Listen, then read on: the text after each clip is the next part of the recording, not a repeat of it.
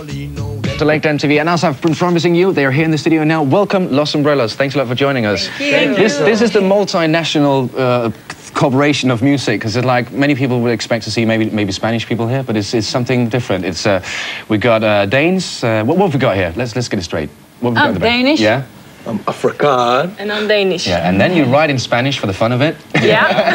And you have the sort of multinational sound. Well, let's go to the beginning. How did this all begin for Los Umbrellos? Well, it all began with the demo that I was asked to make by Kenny Baker at Flex Records in Denmark, and it was an old song written by Hagidakis, who was a Greek gentleman. Greek. There we go now. And the song actually won an Oscar in 1960, I believe. Really? So we just played around with that, and it came with what then later became No Tango Dinero. Yeah.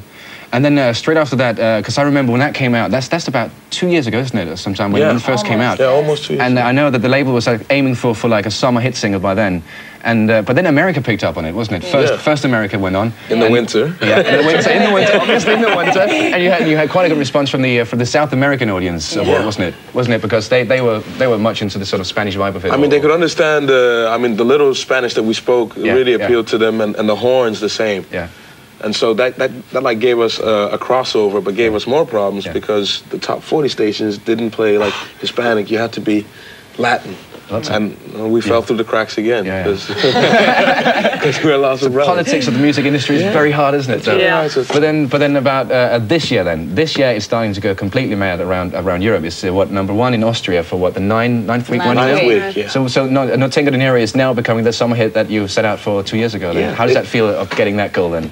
Come on, move on. We have a whole album. It's like the album is Flamingo Funk. How long has that been out? Whoa, not too long. It must be like a month, basically, on average, most of the territories. Yeah.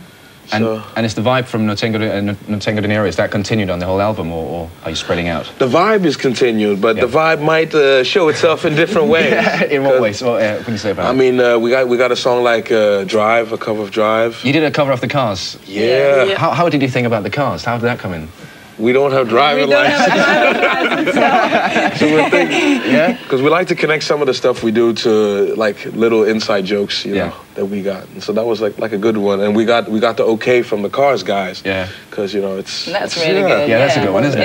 Yeah. Is that the only cover version on Flamingo Funk? We have some interpolations. Interpolations, we call it. What's interpolations? What does that mean? They're not like covers, but they have like little pieces. That's boring. So it's not quite sampling. It's what interpolations. Interpolations. I can't write that down. That's a good word, isn't it? Yeah, we're going to talk more, but first of all, you have a request, and I know that you picked one of the most successful Danish groups also. Yeah. So who I do we think see? they're called Aqua.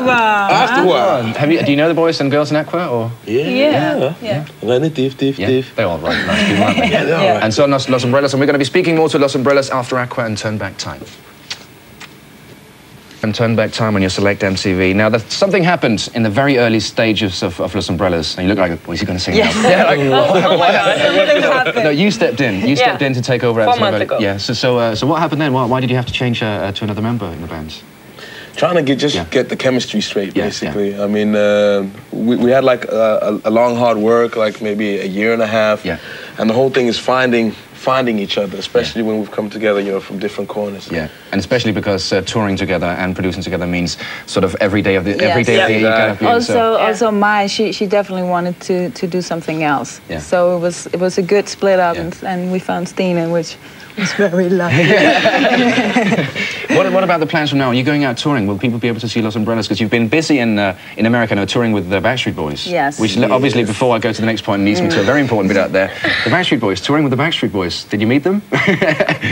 Yeah. And as you've been asked several billion times before, let's hear a bit about the Backstreet Boys. They're nice people, or? They're very nice cool. people. Yeah. They're actually real cool, and they work hard. They're very hard working. Yeah. Working harder than you, even. Yeah, actually. Definitely. Yeah, and I know the work within the group. I know is what you do all the styling, the choreography, because you come from a dance background, or is that how it's sort of divided? We actually got a choreographer. Yeah. A girl called Tanya. Yeah. So I quit that because it was like too heavy being on stage and then run down and see, oh, you got to do this and that. So it was like too much. Yeah, but the styling, I'm still on the styling. Okay, but the Europeans, when will the Europeans see Los Umbrellos live then? What's the plans? Hopefully very soon, because we're like training very hard to do our live show. We have some really crazy ideas. So. And this album only being 4 months old means that there's no sort of plans of getting back into write new material right at the beginning. This is gonna be. We have plenty left. We wrote a lot of material just for this one. This is like the top 10 of the top 50. So the very best of the Los Umbrellos might come out next week, actually. The top 10. The very greatest hits of Los Umbrellos. But I know that you mentioned that Holland might have a visit, but Europeans are getting a tour of Los Umbrellos shortly, though. That's what I'm trying to get. Flamenco Funk is all out. I said a very bad word there. I'm very sorry about that. Flamenco Funk is out all over Europe and all over the world right now. And the next single, what will that be? What will follow up No Tango Dinero? Whoa, hopefully Gigolo. We really hope for Gigolo. So why Gigolo? Yeah. why Gigolo then? Because he says so. No, Mom. That's not the deal. No, it's basically the same guy in No Tango Dinero who like winds up with no money at the end of the song.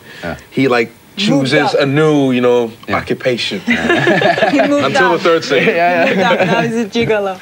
Okay. And have you made a video for Gigolo yet, or is that only in the? No, we haven't made a video for that yet. No. Okay. Will you do the same thing? Will Ron Jeremy come in the next video? No, we're gonna do something totally different. We'll do something. Can you reveal anything? Can we have it? No. Okay. All right. Well, watch out then. Interesting stuff will come in the next Los Umbrellos video for Gigolo. Maybe Gigolo. Maybe. Flamenco Funk is out in the shops right now, and thanks a lot for joining in. You have the last say on the show. What do you want to see now? I think we'll go for the Ultra Natte. Okay. Los Umbrellos, thanks a lot for joining us, and all the best of luck. Thank you. Thank you a lot. Los Umbrellos.